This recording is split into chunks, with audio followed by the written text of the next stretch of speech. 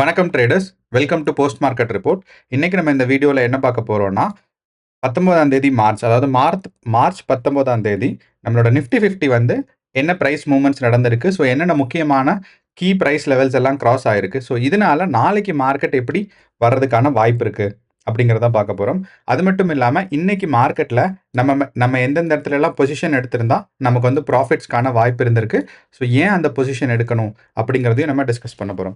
So இப்போ Nifty 50ல இதை மட்டும் டிஸ்கஸ் பண்ணாமல் ஓப்பன் இன்ட்ரெஸ்ட்னு சொல்லி ஒரு டேட்டா இருக்குது. ஸோ இந்த ஓப்பன் இன்ட்ரெஸ்ட் டேட்டா என்ன சொல்லணும்னா மார்க்கெட்டில் எங்கெங்கெல்லாம் வந்து ஏற்கனவே ஆர்டர்ஸ் இருக்குது, ஏற்கனவே வந்து பக்கெட் ஆர்டர்ஸ், அதாவது ஏற்கனவே வந்து ஸ்டாக்ஸ் வந்து கால் அண்ட் புட் ஆப்ஷன் வந்து ஏற்கனவே ஆர்டர்ஸ் போட்டு வச்சுருப்பாங்க. ஸோ அந்தந்த ப்ரைஸ் ரீச் ஆகும்போது அந்த ஆர்டர்ஸ் எக்ஸிக்யூட் ஆகும். ஸோ ஏற்கனவே எந்தெந்த ப்ரைஸ் லெவலில் இந்த கால் அண்ட் புட் ஆப்ஷன் இருக்குது அப்படிங்கிறது தெரிஞ்சுக்க போகிறோம். ஏன் இது ரொம்ப முக்கியம் அப்படின்னு நீங்கள் கேட்டிங்கன்னா, எப்பயுமே வந்து இந்த லிக்விடிட்டி கிடைக்கிறதுக்காக, அதாவது அந்த ப்ரைஸ் ரீச் ஆனதுக்கப்புறம் நீங்கள் ஆர்டர் பிளேஸ் பண்ணுறது ஒரு விதம். ரெண்டாவது வந்து அந்த ப்ரைஸ் வரும் அப்படின்னு தெரிஞ்சுக்கிட்டு அந்த ப்ரைஸில் ஏற்கனவே ஆர்டர்ஸ் போட்டு வைக்கிறது செகண்ட் டைப்பு.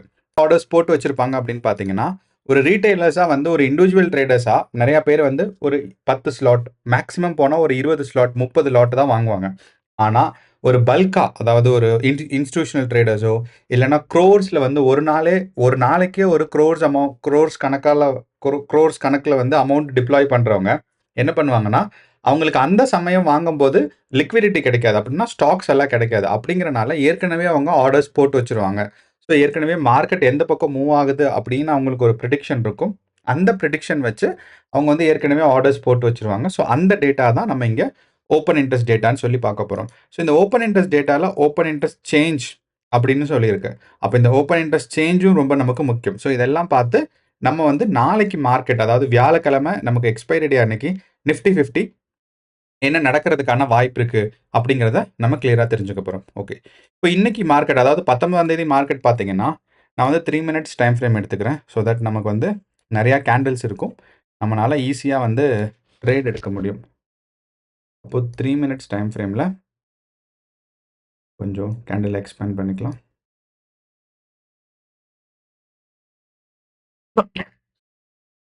ஓகே, அப்போ இன்னைக்கு மார்க்கெட் பார்த்தீங்கன்னா opening and closing price almost same தான். இதுதான் இதோட opening and closing price. So opening and closing price நமக்கு பார்த்தோம்னா அதிகபட்சம் ஒரு 30 பாயிண்ட் டிஃப்ரென்ஸ், ஆல்மோஸ்ட் சேம் தான். அப்போது ஒரு லாங் டேர்ம் பெர்ஸ்பெக்டிவாக இந்த நம்ம வந்து இன்னைக்கோட மார்க்கெட்டை பார்க்கும்போது பெருசான ப்ரைஸ் மூவ்மெண்ட்ஸ் கிடையாது. ஒரு ஒரு லோ ஒரு ஒரு கம்மியான ஒரு ரேஞ்சில் தான் மார்க்கெட் மூவ் ஆயிருந்திருக்கு. அப்படின்னு சொன்னால் எவ்வளோவில் மூவ் ஆயிருந்திருக்குன்னா, ஹையஸ்ட் பாயிண்ட் பார்த்தீங்கன்னா உங்களுக்கு வந்து ஒரு 100 பாயிண்ட் மூவ் ஆயிருந்திருக்கு. அப்போது அதிகபட்சமே உங்களுக்கு ஒரு 100 பாயிண்ட்ஸ்க்கான மூவ்மெண்ட்ஸ் தான் நமக்கு கிடச்சிருக்கு. ஸோ இப்போ இது ஆல்மோஸ்ட் வந்து சைட்வேஸ் மார்க்கெட். ஸோ நம்ம ஏற்கனவே சொல்லியிருந்தோம் நம்மளோட ப்ரீ மார்க்கெட் ரிப்போர்ட்டில் என்னென்னா, யூஎஸ் மார்க்கெட் வந்து சைட்வேஸாக தான் மார்க்கெட் மூவ் ஆகிற மாதிரி இருக்குது. ஸோ அதனால் இந்தியன் மார்க்கெட்டும் சைட்வேஸ் மூவ் ஆகும்.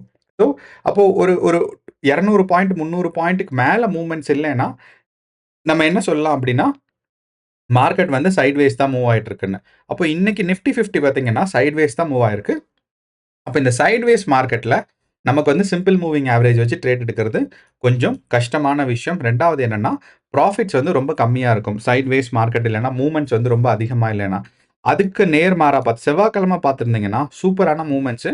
ஸோ அன்னைக்கு வந்து பார்த்தீங்கன்னா ஒரு நல்ல ட்ரேட் கிடச்சிருந்துருக்கும். ஆனால் புதன்கிழமை நம்ம சிம்பிள் மூவிங் ஆவரேஜ் செட்டப்பில் நம்ம என்ன சொல்லியிருந்தோம்னா, இதுதான் நம்ம சிம்பிள் மூவிங் ஆவரேஜோட செட்டப்.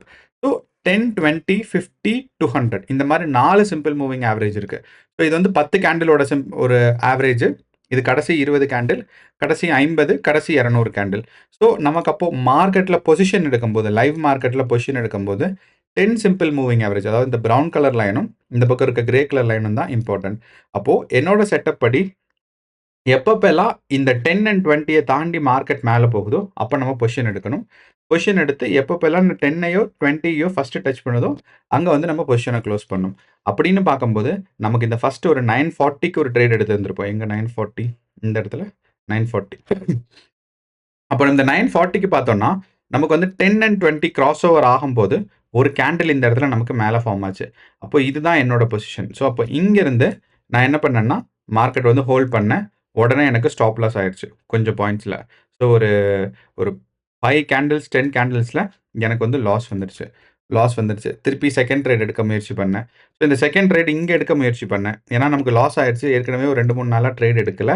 அப்படிங்கிறனால நான் அடுத்தும் கொஞ்சம் அந்த சைக்காலஜி பாருங்க எப்படி வொர்க் ஆயிருக்குன்னு. ஸோ இன்னைக்கு இந்த வொர்க் பண்ண சைக்காலஜி நான் தப்புன்னு தான் யோசிக்கிறேன். ஏன்னா நான் வந்து 2, 3 நாளா ட்ரேட் எடுக்கல. அப்படிங்கிறனால நான் வந்து ட்ரேட் எடுக்கணும்னு சொல்லி புஷ் பண்ணி ட்ரேட் எடுத்தது.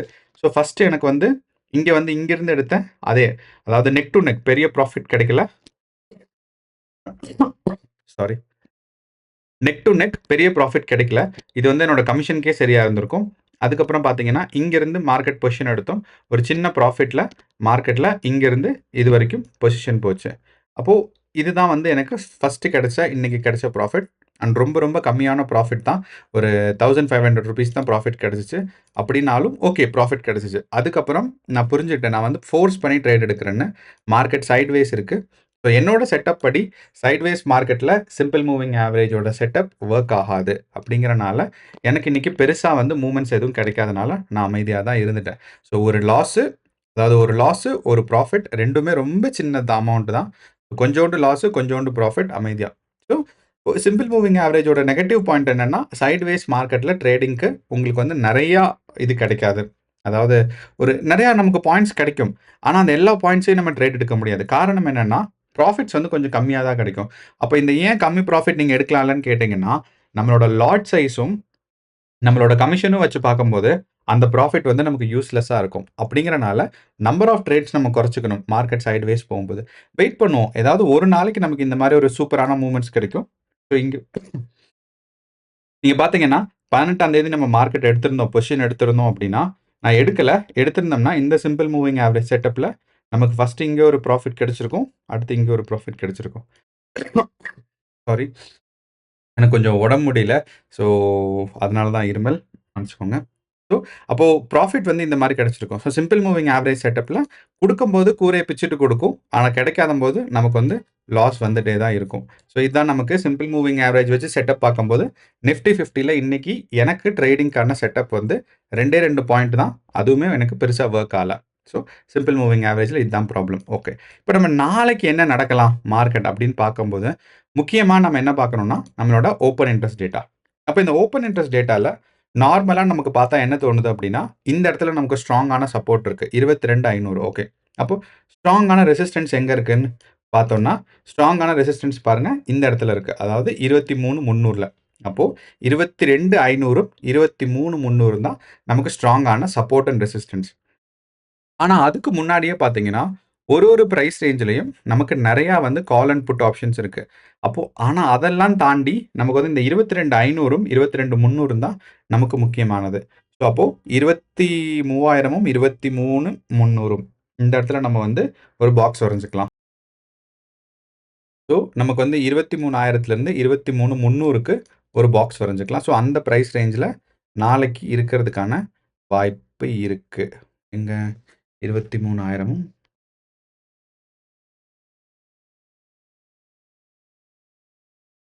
23,000 23,300 ஓகே. அப்போ இத வந்து நான் வந்து கிரீன் கலர்ல வச்சுக்கிறேன். நாளைக்கு அப்பர் ரேஞ்ச் போகணும்னா மார்க்கெட் இந்த 23,000 கிராஸ் ஆகணும். ஸோ இந்த 23,000 கிராஸ் ஆச்சுன்னா மார்க்கெட் வந்து 23,300 வரைக்கும் போகும். ஓகே 1. மார்க்கெட் சப்போஸ் இருக்கிற பிரைஸ்ல இருந்து மார்க்கெட் டவுன் சைடு போனா எவ்வளோ வரைக்கும் போகும்னு பார்த்தீங்கன்னா, 22,500 வரைக்கும் போகும். ஸோ 22,500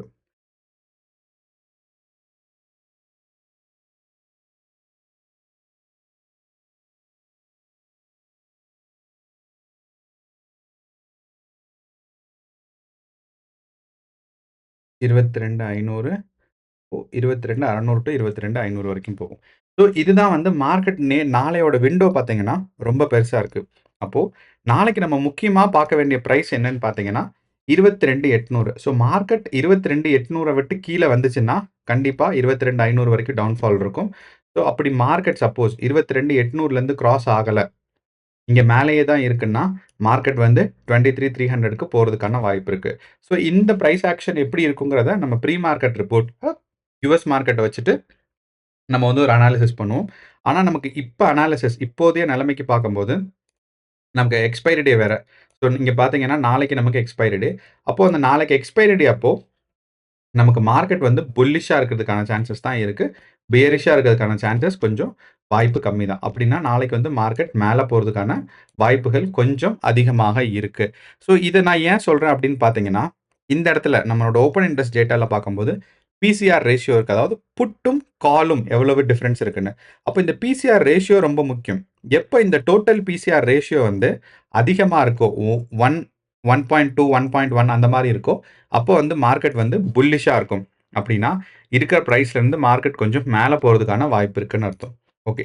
அப்ப நம்ம இந்த ஓப்பன் இன்ட்ரெஸ்ட் சேஞ்ச் பார்த்தாலும், நமக்கு என்ன தெரியும் அப்படின்னா, நம்மளோட ஓகே. அப்ப இந்த ஓப்பன் இன்ட்ரெஸ்ட் சேஞ்ச் பார்க்கும்போது என்னன்னா, கண்டிப்பா மார்க்கெட் 23,300ல கிராஸ் ஆகாது அப்படின்னா, ஸோ அப்ப இங்க தான் வந்து இன்ட்ரெஸ்ட் அதிகமான சேஞ்சஸ் இருக்கு. இந்த சேஞ்ச் என்ன சொல்லும் அப்படின்னா, அந்த ஒரு பர்ட்டிகுலர் பிரைஸ் வந்து ஒரு இன்ட்ரெஸ்ட்ட காமிச்சிருக்கு. ஸோ அப்படின்னா மார்க்கெட் நாளைக்கு கொஞ்சம் புல்லிஷா போறதுக்கான வாய்ப்பு இருக்கு. ஸோ நீங்க டார்கெட் வந்து 23,300. So market open interest change வச்சு பார்க்கும்போது மார்க்கெட் இங்க போறதுக்கான வாய்ப்பு நெறையா இருக்கு. பிளஸ் பிசிஆர் ரேஷியோ இந்த இடத்துல நமக்கு பிசிஆர் ரேஷியோன்னு இருக்கு பாருங்க. அப்போ பிசிஆர் ரேஷியோ வச்சும் பார்த்தா இப்ப இந்த ஓப்பன் இன்ட்ரெஸ்ட் சேஞ்ச் நான் இன்னும் ஒரு தடவ கிளியரா சொல்றேன். ஸோ எப்போ வந்து இந்த இடத்துல பார்த்தீங்கன்னா, அதோட இன்ட்ரெஸ்ட் சேஞ்ச் இருக்கும். ஸோ இங்க பாருங்க.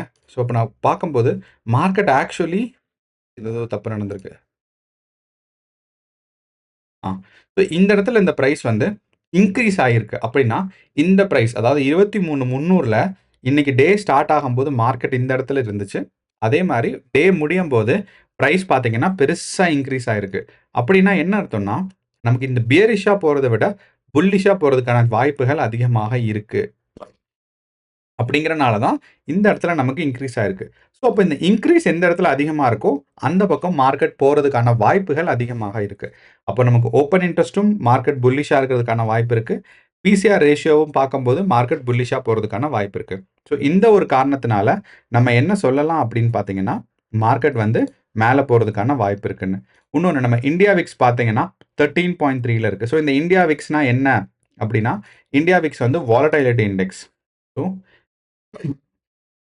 இந்த வாலடைலிட்டி இண்டெக்ஸ் எப்ப வந்து குறையுதோ, அப்போ வந்து மார்க்கெட் மேல போகும். இது நல்லா அது எப்பயுமே தெரிஞ்சுக்கோங்க. ஸோ மார்க்கெட் நம்ம இந்தியா விக்ஸ் வந்து 15க்கு கீழ இருக்கணும். மார்க்கெட்ல எப்ப இந்தியா விக்ஸ் வந்து 15க்கு கீழ இருக்கோ, அப்போ வந்து நம்மளோட மார்க்கெட்ஸ் வந்து மேல போகும். ஸோ இந்தியா விக்ஸ் 15க்கு கீழ இருந்தா வாலடைலிட்டி கம்மியா இருக்கு. ஸோ அதனால மார்க்கெட் வந்து அக்ரெசிவான பையிங் அண்ட் செல்லிங் இருக்காது. ஸ்மூத்தா மார்க்கெட் மேல போகும். அப்போ நம்மளோட இந்தியா விக்ஸ், பிசிஆர் ரேஷியோ அதுக்கப்புறம் நம்மளோட ஓப்பன் செயின் இன்ட்ரெஸ்ட் குரோத்து இது எல்லாம் வச்சு பார்க்கும்போது நமக்கு என்ன ஆகும்னா நிஃப்டி 50 நாளைய மார்க்கெட்டில் பொறுத்தளவு மார்க்கெட் கொஞ்சம் புல்லிஷா மார்க்கெட் இது வரைக்கும் போகிறதுக்கான வாய்ப்பு இருக்கு. ஆனாலும் நான் என்ன சொல்றேன்னா நாளைக்கு எக்ஸ்பைரி டேங்கிறனால 22,500 தான் நீங்கள் லோவஸ்ட் பாயிண்ட் எடுக்கணும். அதுக்கு கீழே நீங்கள் கால் ஆப்ஷன் எடுக்கக்கூடாது. சாரி புட் ஆப்ஷன் எடுக்கக்கூடாது. கால் ஆப்ஷன் எடுக்கிறதா இருந்தால் நீங்கள் என்ன பண்ணலான்னா நீங்கள் வந்து 23,300 ஸோ இதுதான் இன்சைட் த மணி ரேஞ்சு.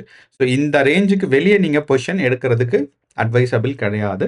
இருந்தாலும் நீங்கள் ரிஸ்கோட தான் எடுக்கணும். ஸோ உங்கள் இங்கேயுமே பார்த்தீங்கன்னா நீங்கள் வந்து கால் ஆப்ஷன் எடுக்கிறீங்களா புட் ஆப்ஷன் எடுக்கிறீங்களாங்கிறத பொறுத்து நீங்கள் வந்து மார்க்கெட் கீழேயா மேலேயாங்கிறத நீங்கள் டிசைட் பண்ணிக்கலாம். என்னோட ஒப்பீனியன் படி கால் ஆப்ஷன் ஒரு 23,100ல எடுத்தால் கொஞ்சம் சேஃபர் சைட். ஸோ அதிகபட்சம் ஹையஸ்ட் பாயிண்ட்டும் போகாது, இங்கேயும் போகாதுங்கிறனால ஒரு 2300 வந்து ஒரு கால் ஆப்ஷன் சேஃபஸ்ட் பாயிண்ட். ப்ராஃபிட்ஸ்க்கான சான்சஸ் கொஞ்சம் அதிகம். ஓகே. ஸோ இதுதான் நம்மளோட post market report for Nifty 50 நமக்கு புதன்கிழமை அண்ட் வியாழக்கிழமை என்ன நடக்குங்கிறத நம்ம வந்து ப்ரெடிக்ட்டும் பண்ணியிருக்கோம். ஸோ என்னதான் இருந்தாலும் நம்ம ப்ரெடிக்ஷன் 100% ரைட் ஆகணும்னு இல்லை. நம்ம வந்து ஒரு அனாலிசிஸ் பேஸ் பண்ணி ஒரு ஐடியா தான் நம்ம கொடுக்குறோம். அப்படிங்கிறனால நீங்கள் வந்து உங்களோட டெக்னிக்கல் அனாலிசிஸும் உங்களோட செட்டப்பும் வந்தால் மட்டும் ட்ரேட் எடுங்க. ஸோ இதுதான் வந்து முக்கியமான விஷயம். ஸோ உங்களுக்கு வேறு ஏதாவது டவுட்ஸ் இருக்குன்னா கமெண்ட் பாக்ஸில் கமெண்ட் பண்ணுங்கள். அண்ட் 2-3 பேர் கமெண்ட் பண்ணியிருந்தீங்கல்ல கெட் வெல் சூன்னு ரொம்ப நன்றி. ஸோ நன்றி, வணக்கம்.